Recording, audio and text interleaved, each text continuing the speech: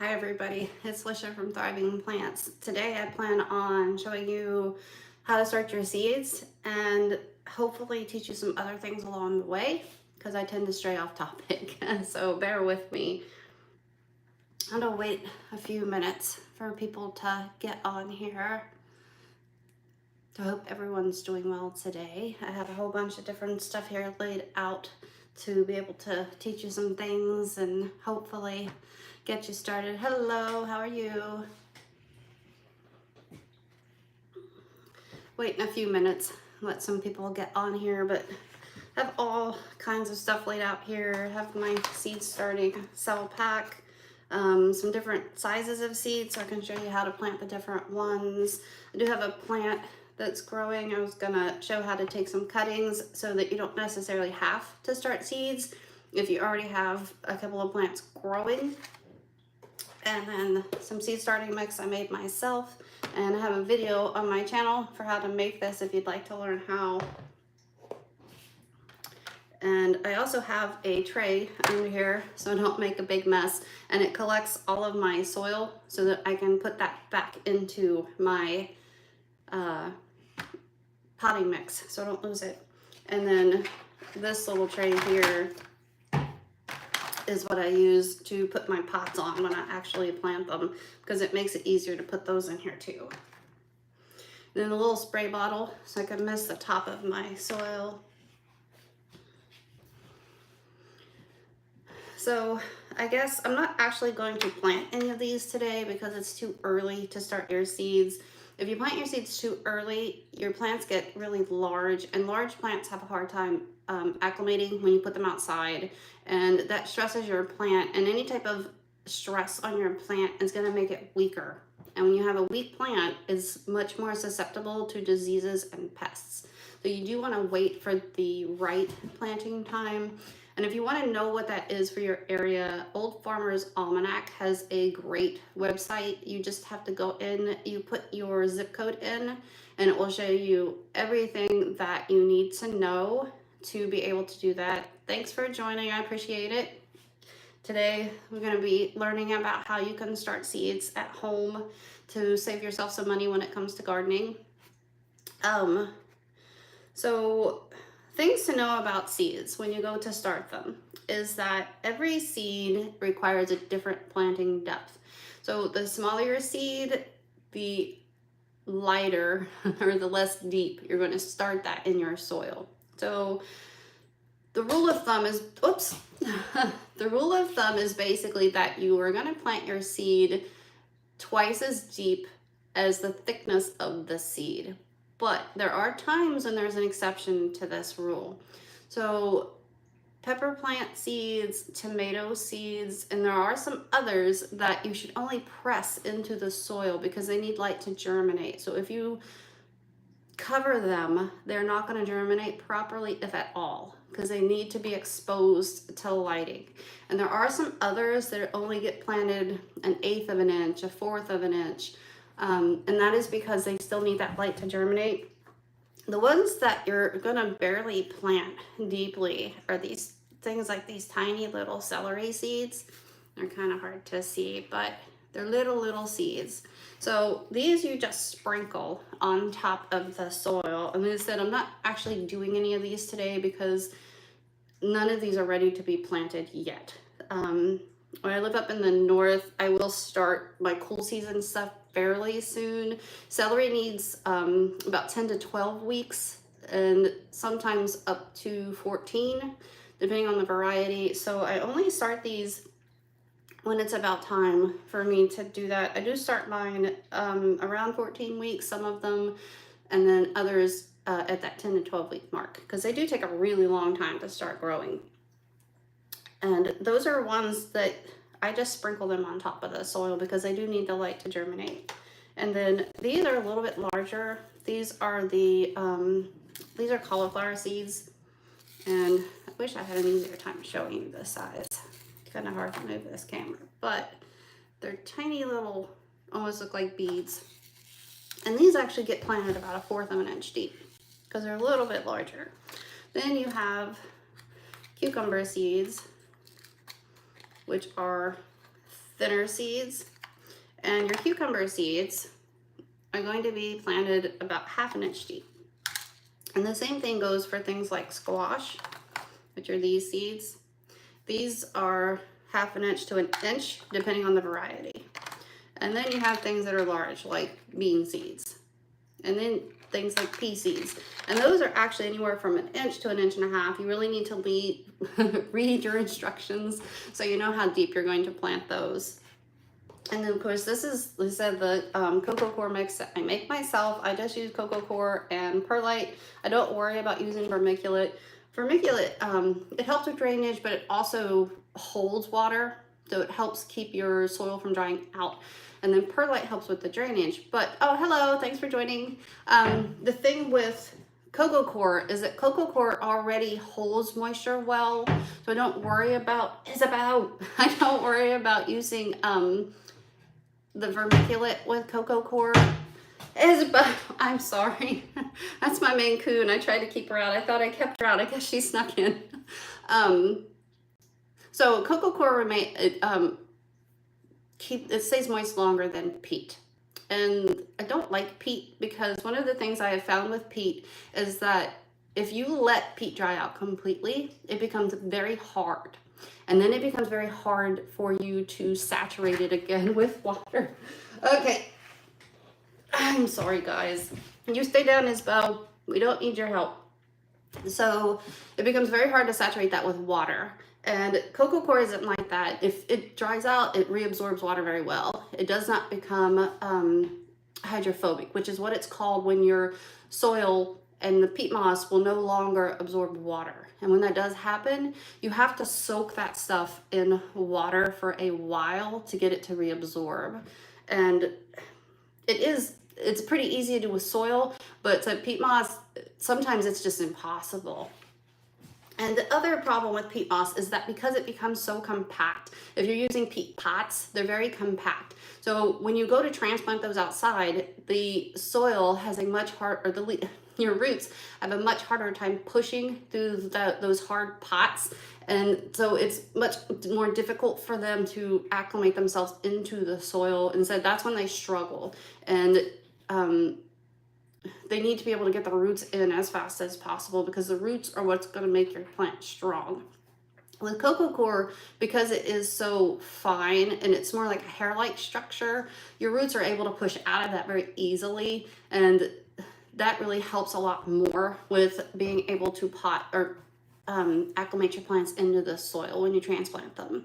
And acclimation just means getting them used to. So it's just the gardening term, I guess, for getting them outside. She's gonna get in everything. I'm sorry, guys. So listen, one of the things I did mention is don't start them too early. Make sure that just a few minutes ago, so I can just still go over some of the stuff again. If you have questions, just let me know. You can also always rewatch the video. So I did say a lot of pretty important stuff, I guess. So I am talking about how to start your seeds indoors and get them ready to go ahead and start growing, so you'll be able to transplant them out in the either late winter or early spring, depending on what your plants are. And obviously some of them aren't going to go out until, like, if you start corn inside, which some people do, I don't like to do that because corn struggles when you transplant it, but corn is something that you cannot put it outside until your days are averaging at least 65 degrees, and at night as well. They need to stay consistently at least 65 degrees because corn does not like the cold. If you put it out in the cold, you're gonna lose it. You can try covering it with hot caps and things like that, but chances are you're going to lose it. And so you don't want to go wasting your seeds. And there are a lot of warmer seeds like tomatoes, peppers, cucumber plants, squash plants. You don't want to put those out until your temperatures are averaging at least 65 degrees. They don't like the cold. You will lose them. Tomato plants are also very susceptible to cold temperatures. So was saying earlier, you can use a cell pack to start your plants. I do like this one. I bought it a long time ago. I think Burpee made it, and I like it because it's completely reusable, and it has these little flexible bottoms, so you can just press your plant out, your start. So that makes it easier to get these out of here. Yeah, she's here again. She's back there, my little Maine Coon. She likes to help. She gets in everything. I actually have 7 cats, and I take all of them outside in summer. I have a fence, so some of them just get to wander, and then 2 of them are escapees, so they have to be on a harness with a lead because they will get out, but they love being outside. So I like to take them with me. They're my little buddies. And then of course I have a dog. He goes with me too. So my future videos, you're going to see them wandering about and some of them trying to escape, but they can't quite make it. Some of them are old. So when it comes to starting your seeds, you're going to fill your containers until they are anywhere from about 2/3 of the way full to 3/4. With 2/3 of the way, those are the ones I put my really large seeds in. And then once they're in there, I go ahead and cover them up. With the ones that only fill about 3/4 of the way, and I do that because some of those are going to be my tiny seeds, and those instead they just get sprinkled on top because they need light to germinate. And so I'm not going to put more soil on top of there. And then I also put the ones in that get planted very shallow, like the 8th and the 4th, because then I just sit them on there and I cover them up with just a little bit more soil, so I know I'm not planting too deep. Something very important when it comes to your soil is you want to pre-moisten it, because whenever you water soil, if it's not pre-moistened, it's going to sink. And when that happens, for one, you have no idea at that point how deep your seeds are going to be because it compresses. So what you think is a 1/2 inch of soil on top can become as little as 1/4 of an inch. I mean, it can shrink that much. And then for 2, if you need to water your tiny seeds, when you do go to water, they're gonna disappear down in there. And so because you do need your soil to be moist, you don't want wet soil. Wet soil will rot your seeds and your roots. So what you need to do when you're planting tiny seeds is you want to mist the top of those. So you have your wet soil already, you sprinkle your seeds on top, and then you mist it with some water. This is a very fine mister. You can see a little bit of humidity in there for all these houseplants. So, so you're gonna mist them because you don't want to lose them down in there. Once they get buried, they're not coming up. Unless you get fortunate. I have had times when I have put seeds into my cell packs, and then you get some stragglers. We call them hitchhikers. And so you'll have those kind of get down in there because you're planting some tiny seeds and they kind of make their way over. So when you're watering these large ones, they disappear down in there. So I have times when I have planted these things outside or transplanted them, and I have these rogue seeds, these little hitchhikers, that start popping up out of my soil. So when that happens, I actually just separate them and I move them to where I want them. And it kind of happens with tomato and pepper seeds a lot. So I'll just separate them out and I'll move them. If I don't need everything that I start, because you want to start more plants than what you think you're going to need, because you are going to lose some plants. It always happens. I don't care how good you are at gardening. I don't care how long you've been doing it. I've been doing it for over 20 years. Once you get these outside, they're exposed to the environment, and we, as of yet, cannot control the environment. So once they're out there, you're going to lose them to, you might get too cold of a climate. You might get a wind, you might get pests, birds love to steal plants, especially anything popping up in the garden like peas and beans, corn. They will just take them things right up. They don't care. So you have to make sure that you are planning your garden according to your environment. It's much more important that you think about that when you're starting everything inside. Like I said, you can give them away if you don't have friends or family that garden. There are community centers you can give them to. There are community gardens that will take them. There are churches. There are places that pantries, food pantries that give to people that need to be able to grow their own food, and so they will give them to them. And so it's better than just tossing them. It's such a waste. If you absolutely have no one to give them to and you have a compost pile, as long as there's no disease on the plant, you can put them in there. It won't hurt anything. Also, if you sell, or if you don't sell plants yet, but you end up with such an abundance, you have the option of selling them at, I can't think of the name right now. Why can't I think of the name? I do this all the time, guys, sorry. You do have the option of taking them to farmers markets. That would be the name. You can try taking them to a farmers market to sell them. Those can be really hard to get into. Normally, you have to apply probably like January to try and get in, but sometimes they do have some openings, and you could also try doing that. So I was mentioning earlier, you do have different types of seeds. So these are the smaller seeds. So for anyone who just got on here, these are celery seeds, super, super tiny, very hard to show.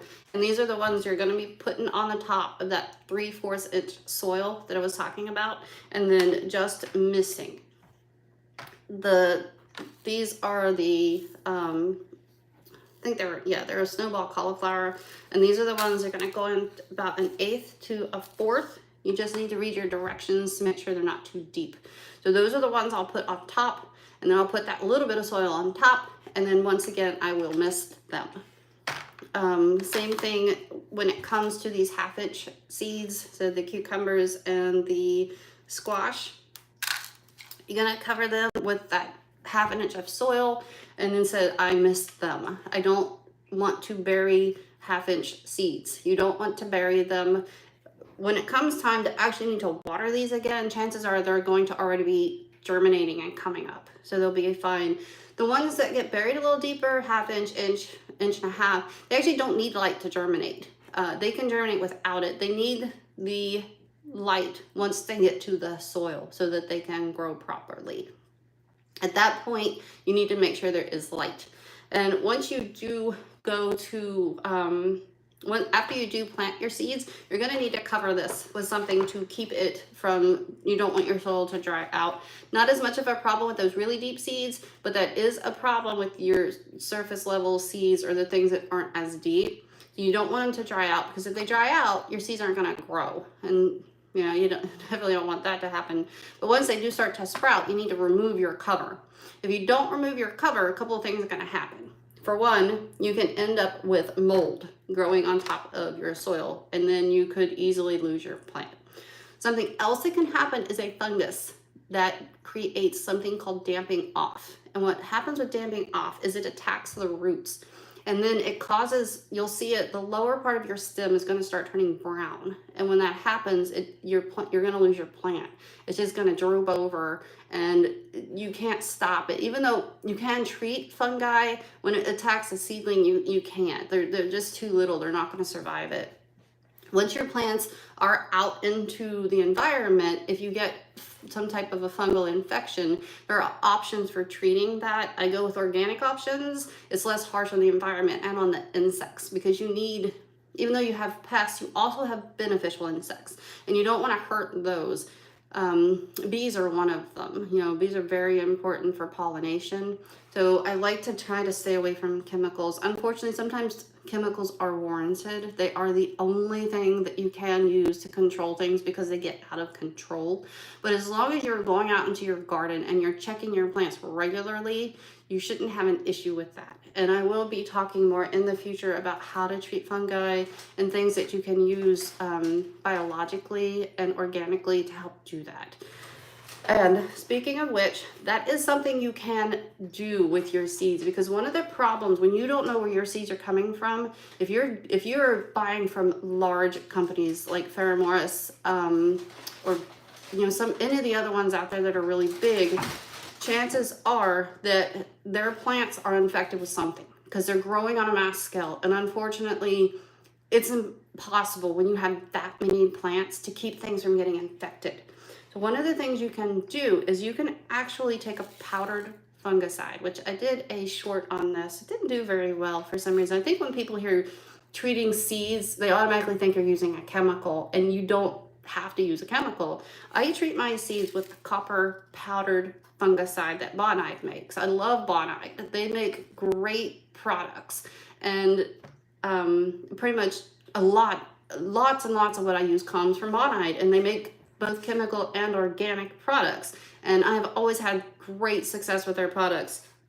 So what you can do is you can take these, you just put them in a bag, you take a little bit of that powdered copper fungicide, put it into the bag, close it, shake it up, and then you can drop a moisture absorber in there and put those in your freezer, and they will last 5, 6+ years, depending on the type of seed. The smaller the seed, the less time they last. The reason you put a moisture absorber in there is because moisture is the enemy of seeds. You don't want a bunch of moisture in your seeds, because when it gets in there, it ruins them. So part of that is because they start to try to germinate, and you don't want that happening. The less moisture in your seeds, the better. You don't have to store seeds in freezers. They last longer. You can put them in a refrigerator. When you do that, they usually only last a year, maybe 2. Putting a moisture absorber will help kind of prolongate that a little bit, but they're still not going to last as long in your refrigerator. But if you don't know where your seeds are coming from, if you don't grow them yourself and collect them, you want to treat them with a powdered fungicide. When it comes to larger seeds like these bean seeds, I actually will mist them a little bit. I'll put them out on a tray, like this green one. I will mist them, kind of shake them around, make sure they're a little bit moist, just on the outside. And then I will put them in that bag and shake them up. And then I lay them out because I want them to dry. And I do that right before I'm going to plant them. I don't do it when I put them in my bags. Do I have a real reason for that? No, it's just what I do. I don't have a reason. So as far as like doing it right before I plant, if you want to put them in a bag and store them, you obviously can do that. A lot of my seeds are grown in my garden, and then I save them. And I also have a video for that. It's a little bit older video when I first kind of started YouTube. So you have to give me a little grace on that one, but it's still a great video. It has everything you need to know about how to save your own seeds. And I have a seed company. I did just start a seed company. And a lot of the seeds that are in my packages came from my garden. So anything that says it's organically grown came out of my garden. It's just thrivingplants.com. I'm not trying to sell you seeds. Something about seeds, I'm always an honest person. I think that if you don't have integrity, you don't have anything. So when it comes to buying seeds, if you grow in mass, you should go to wholesale companies. I go to True Leaf Market. That one is they give you a great deal on seeds. Another one that I really like is, what is the name of that one? Sorry guys, I might remember it. I can't remember. I'll try and put a list after I get done. I'll put it in the description of this short so that you can reference the Reimer seeds, R-E-I-M-E-R, but I'll put it up there in my description. Another good company, it's actually on Etsy, that I cannot remember the name of that one. I really can. It's something farms. That one I will put in there. I really like them. They're all heirloom seeds, and I've had great germination rates with those seeds. So if you're growing in mass, buy in bulk. It really is the best way to go. If you don't want to have to save those seeds, because when in mass, I mean like 7,600 seeds, 10,000 seeds, which is what I do, because I do sell some of them and I do grow in mass. So because I sell some of my plants, if you want to buy that way, go for it. You can get like 7,600 seeds. I think it was snowball cauliflower seeds I bought for like $6. So do that. Don't spend $4 or $5 to get 100 cauliflower seeds. It's not worth it. I have decent deals on mine because I try to be very reasonable, especially when I grow them in my own garden. I can afford to sell them much cheaper. And when I buy in mass, I can also afford to sell cheaper. So most of my seeds are $2 or less, but buy them in bulk. If you're going to use them, or you can store them, or you want to store them, buy them in bulk. You're going to save money. I do have a really cool tomato plant seeds on my website, or my seed store, Thriving Plants. They're called travel tomatoes, and they're neat. They're also called Peruvian travelers and journey tomatoes, and you might hear them in the States. They're usually referred to as brain tomatoes. They're this really cool tomato. that my husband actually told me about, and he saw the tomato on one of the shorts somewhere, and he thought it was really neat, and he loves tomatoes, so he wanted me to grow it. But I'll get to the point. It grows in these little clusters, and you can break off a cluster, and then the outer part of the skins on them, the flesh, it will harden, and then so you don't have to eat the whole tomato, and hence the name Traveler or Voyager. Brain tomato, because of the clusters, I guess, the way it looks, kind of similar maybe. I don't know. I kind of get it, but I don't. So, but they're really neat. So I do have seeds on those. They're very hard to find. When I was looking online for kind of trying to see how people price them, everybody's sold out, and there are very few people that sell them. I actually bought mine, I think 2 years ago, from a lady in Ukraine, because she was the only person I could find at the time that was selling them. So check them out if you think that's something you would want to grow. They're pretty neat. I'll grow them again this year because they are pretty neat, and I'd like to have the seeds so I can sell them to other people who would like to grow them. And they're an heirloom, so you can keep the seeds. You're not going to have to keep buying them every single year. And that's something that I think is a great thing, because the less money you spend, the better. You want to save money gardening. That's the goal normally, and to know where your food comes from, because nowadays it's kind of scary. You don't know where your food's coming from. So, like I said, starting your seeds, and you're gonna, I said there's some things you're gonna need.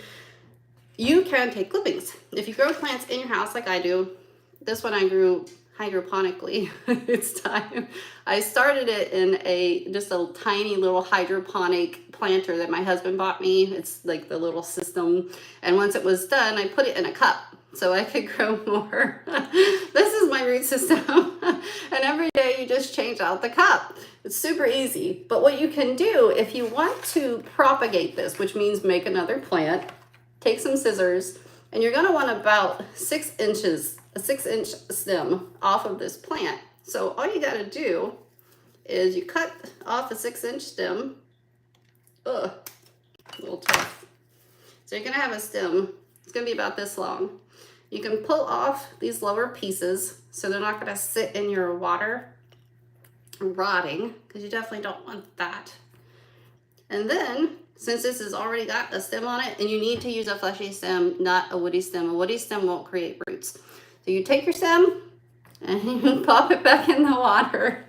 And before too long, it's gonna have more roots. You do need to keep these at least at room temperature. You don't want it too cold. If it's too cold, the water will shock the plant and it's not gonna get any roots. But doing that, you're gonna get more plants. And I mean, you see how, I'll take that out so I don't lose it, but you see how large this is. So you can take you can butcher this plant and take all of these off if you wanted to, and have, I don't even know here, there's probably at least 20 stems.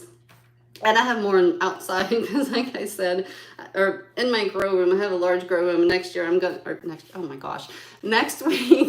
I'm going to be doing a video for how to build your own grow stand the cheap way. Buying them, it's very expensive. If you want to buy one, go for it. They're great, but it's easier to buy them, but they're very expensive. I built my grow stand for probably $150, maybe a little bit more than that, versus $1,000+ that I would have spent for one this big. So catch the video next week. It'll come out on Saturday. I always release my videos on Saturday at noon, and see if that's something you would like to do. It's nice to have a grow stand, especially when you can put lights on it, because that's something else about starting your seeds is, they gotta have lighting. Especially once the ones that sprout need the lighting. They won't grow without light. And you have several options with light. You can use a sunny window. At least as long as it's getting 8 hours of sunlight and no drafts, you don't want any cold coming through there, you can use a sunny window. You just need to watch your plants to make sure they don't start getting leggy. And leggy is when they start to, this wants to be in the video, they start growing these long stems. When that happens, it means they're stretching. They're not getting enough light. So you need to get them some more light. Some seedlings can be saved if they stretch. Things like tomatoes, because they grow roots along their stems. That's why you plant tomatoes deeper when you put them in the garden. You plant that lower 2/3 part of your plant, because you can make it stronger that way, because it's going to just keep growing roots, because tomatoes actually come from jungles, and they are a vining plant. That's why they grow roots. So what happens is they grow up trees, they grow up mountainsides, and it's also why the majority of your garden plants, they do not like hot sun. People are under the misconception that they really like that hot sun. They don't. They actually grow better in the eastern and western facing sun. Eastern is your early morning, which is the coolest sun, and then your western is your later afternoon. It comes after the south. South is the hottest, north is the coolest. A lot of things don't grow well in northern because the rays aren't as there's not as intense. So northern is, you can grow, but there are things that prefer that lighting, but a lot of plants will struggle in that lighting. So the reason that they don't really like that really hot sun, because they're growing under canopy. They're getting that leaf, they're getting the filtered light. Even when they grow up kind of mountaintops, they still have trees that are casting shade and filtered lighting over those plants. So they're not getting intense light, and so they just keep growing up, and they're getting just that filtered sunlight on them. So intense hot sunlight will actually cause most of your plants to struggle. The ones that like that heat are like watermelons, because they originated in the African continent. So they like a lot of sunlight. They can take it. And anything with thick leaves can take more intense sunlight. But the majority of your plants don't want that intense sunlight. So it's something to think about when you're making a garden, is that you don't need that constant, southern sun beating down on your plants. You can build gardens in any sunlight. I said even northern, because there are still plants that like northern sun. And I have built multiple gardens over my time. I've lived in almost every area in the US, so I know how to start seeds, grow plants pretty much everywhere, because my husband was in the military. Any place I haven't lived, I've helped other people learn to grow their seeds. It just depends. I've done it over the phone, I've done FaceTime, texting people. So however I can help, that's why I'm on here. It would be great to be monetized on YouTube. It would. I would love to be able to earn my money doing what I love, but I'm not on here for that. I am on here to teach people how to grow their own food and have food security. So when I was a kid, and a very private person, I don't talk about myself much, but when I was a child, I starved often. I would go, often for days, but there were times I would go a week or more without food. And I grew up very poor. We just didn't have it. My parents didn't grow plants.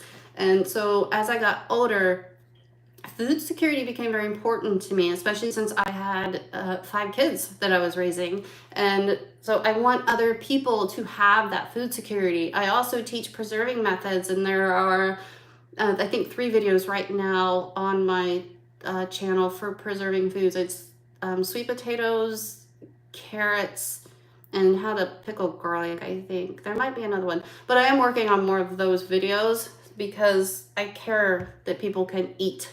That matters to me very much. And that's what my channel is for. That's why I have a seed company. That's what I care about. That's why I try not to charge a lot for seeds. That's why I'm here. So anyway, enough of that. So, okay, so like I was saying earlier, when you do fill your seeds, for anybody who joined late, when you're filling your cells, you're going to want to only fill them about half a way to 3/4 of the way, depending on the size of the seeds, and making sure that you pre-moisten the soil so you're not causing them to sink. Something else you can do with seeds, if you want them to germinate faster, it's an old farmer's trick, is you can soak them. But you have to be careful soaking seeds, because you're going to see some things online that are like, oh, soak them for 24 hours. And that's okay with really hard shelled seeds like beet seeds, because beet seeds are actually a multi-germ seed, which means there are a lot of seeds in one seed. That's why if you've grown them, or you do grow them in the future, you're going to see with one seed, you're going to have like 4 or 5, maybe even 6 little seedlings pop up out of there. And so thinning is annoying.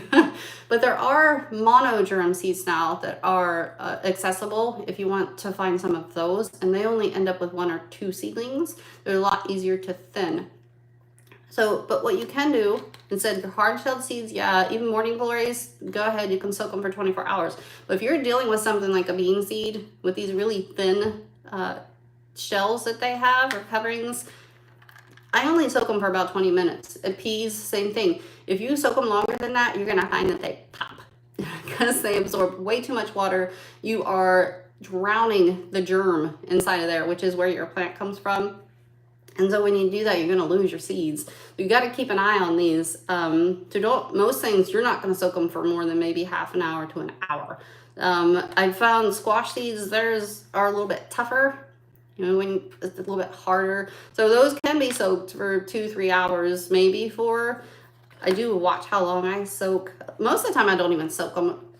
I don't know that it's actually worth saving 2 or 3 days for germination and risking possibly drowning my seeds, because 2 or 3 days. I mean, yeah, in the north, it could make a difference, but I don't know that it's really worth it. I have grown a lot of things in the north. I've been in South Dakota twice, Ohio, and New England. So a lot of up then. I've been on the West Coast in Washington. I grew up in West Virginia. So I've been down in Texas and California, different places. I've known people that live down there. So I'm pretty much everywhere. I've either grown it myself or I've helped somebody else grow it. So it's a really great thing to know how to grow your own stuff. And I get a lot of books. Everything I know comes from books or .edu or .gov. Don't trust .coms. Please don't trust them. Yeah, there is good information on them, and sometimes they're accurate, but a lot of times they're not, and you're getting bad information that's going to hurt your plants. So go to reputable sources. I actually have my environmental science degree with a focus in pollution management and conservation.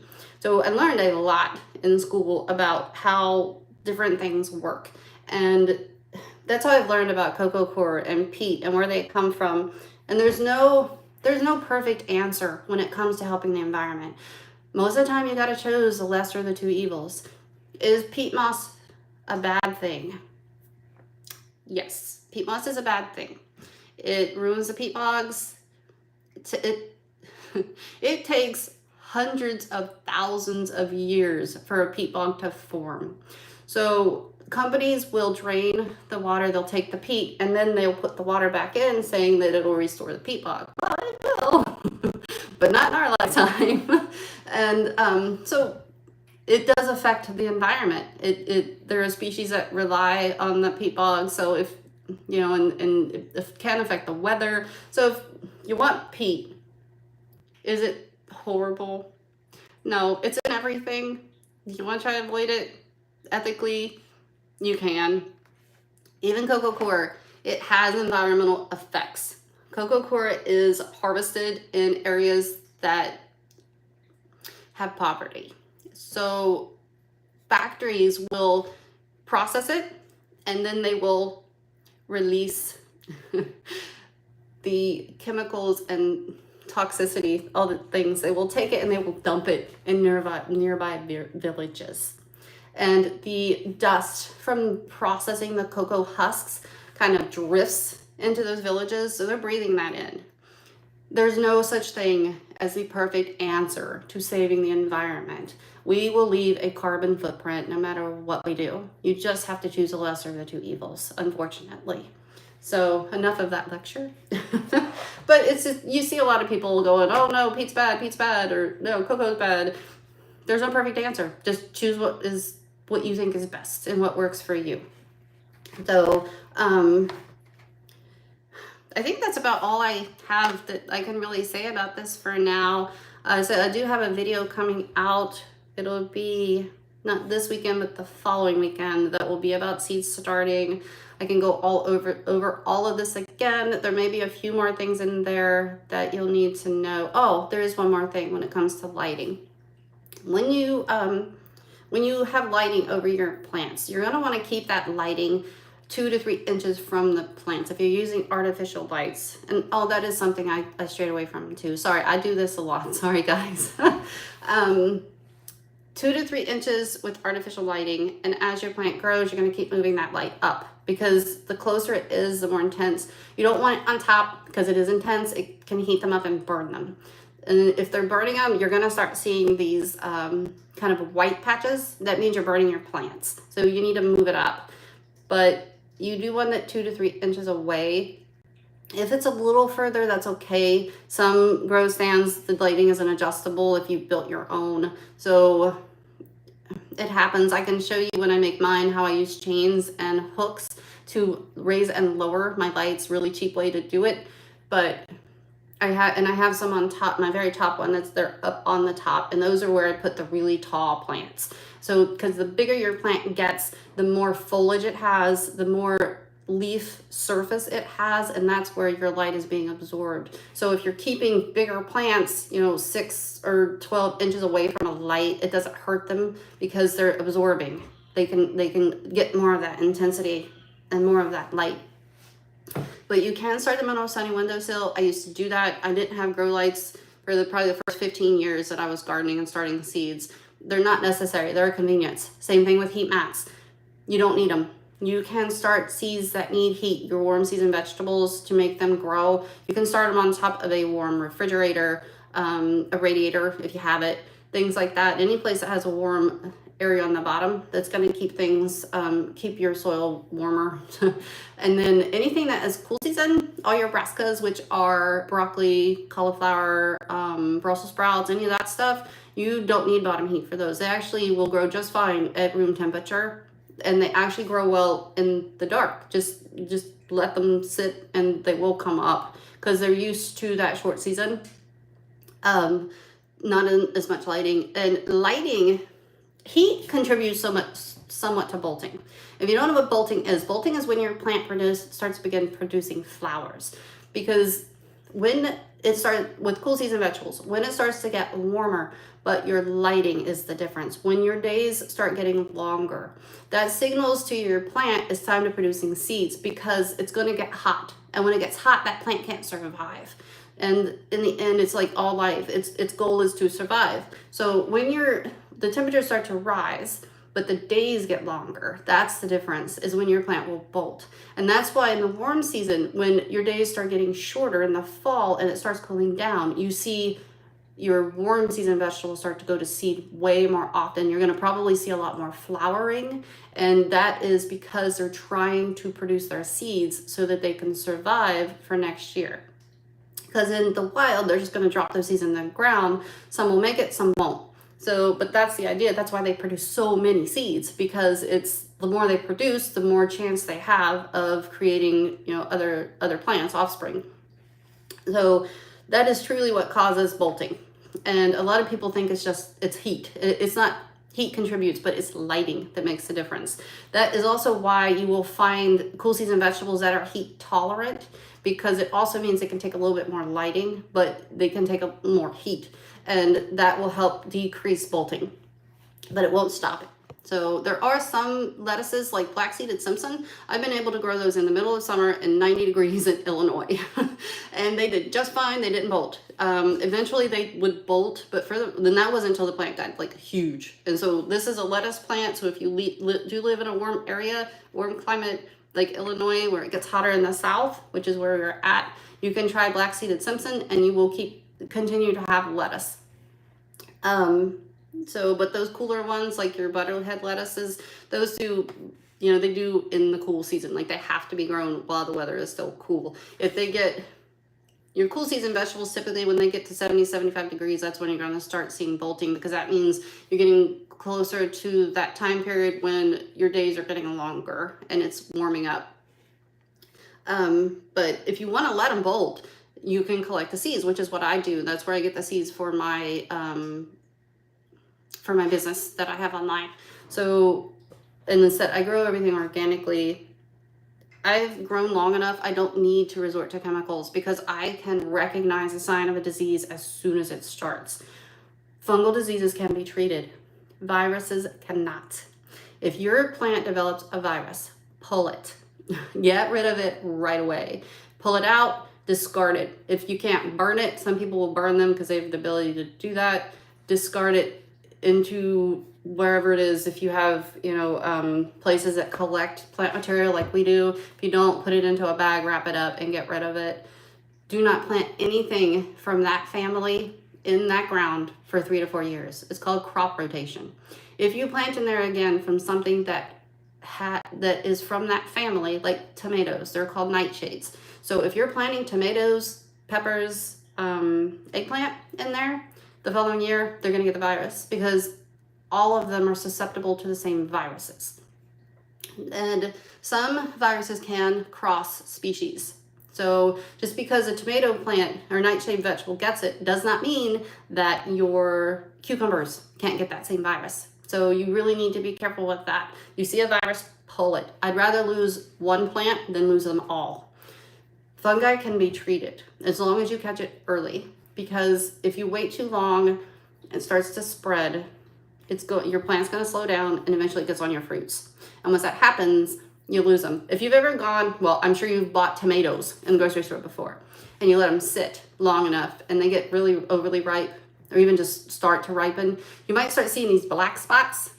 That's a fungus. It's either early or late blight.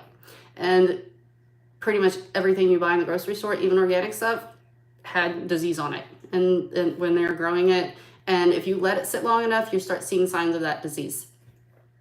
And so that's why you got to treat it. You got to catch it early. That's why I say try to take 20 minutes of your day, go outside and check your plants. Look for pests, look for diseases.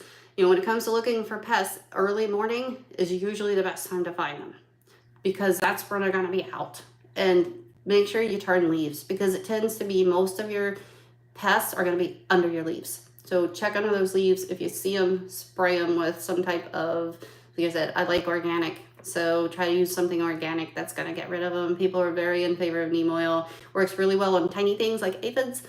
Doesn't work really well on large things like cucumber beetles. What happens is it has like this bitter taste with those that it puts onto the leaves. And the idea is when those larger insects bite it, it's not tasty. I've used neem oil a long time, and I can tell you, it doesn't seem to disturb them very much. I don't know if it's been used for so long that they've gotten used to the taste, so they're just like, I'm gonna eat this anyway.